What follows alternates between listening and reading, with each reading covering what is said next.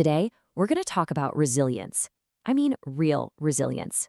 We're diving into a story about how, in one of the absolute darkest moments in history, the smallest, quietest acts of being human became powerful tools for survival. Our story starts in a very specific place and time, the winter of 1943. Okay, I want you to really picture this. It's freezing cold, the world outside is literally at war.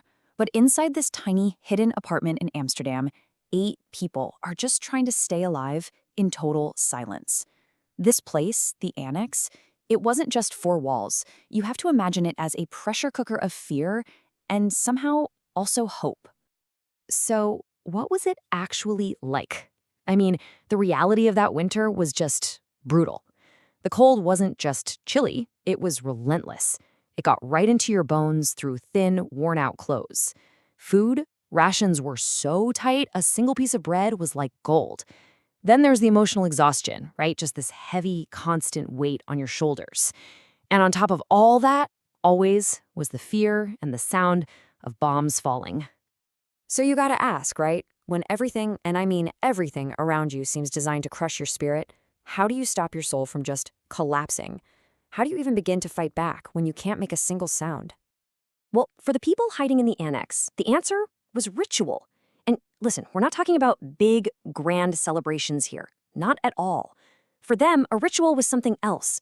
It was this quiet, shared understanding, a kind of silent agreement that these small, repeated acts of just being human were their secret weapon. It was, literally, survival for the soul. And so, something really unique happened. In a way that could only happen in a situation like this. 2 different traditions just kind of blended together. You had Hanukkah and you had Christmas, being celebrated side by side, in whispers. It was all about this small group of people just clinging to any symbol of hope, any sign that there was a future. And this right here, this shows you the 2 completely different realities they were living in at the same time. On one hand, you have the absolute terror outside, bombs, silence, fear. And on the other, you have this tiny, fragile ritual they created inside. A single flickering flame, a few whispered words. That became their shield. That's what they used to fight back against the noise and the fear. So let's talk about that flame. For Hanukkah, they only lit one. Just a single candle. But man, that one little flame stood for so much more than just a tradition, right? It was a symbol of endurance, a connection to who they were. It was this tiny, stubborn, defiant spark of hope that said, we're still here. We will get through this. Then you have Christmas. Their helpers, the people risking their own lives, would smuggle in the tiniest gifts. And we're talking about things we absolutely take for granted, a bar of soap, a couple of candies, maybe a single orange.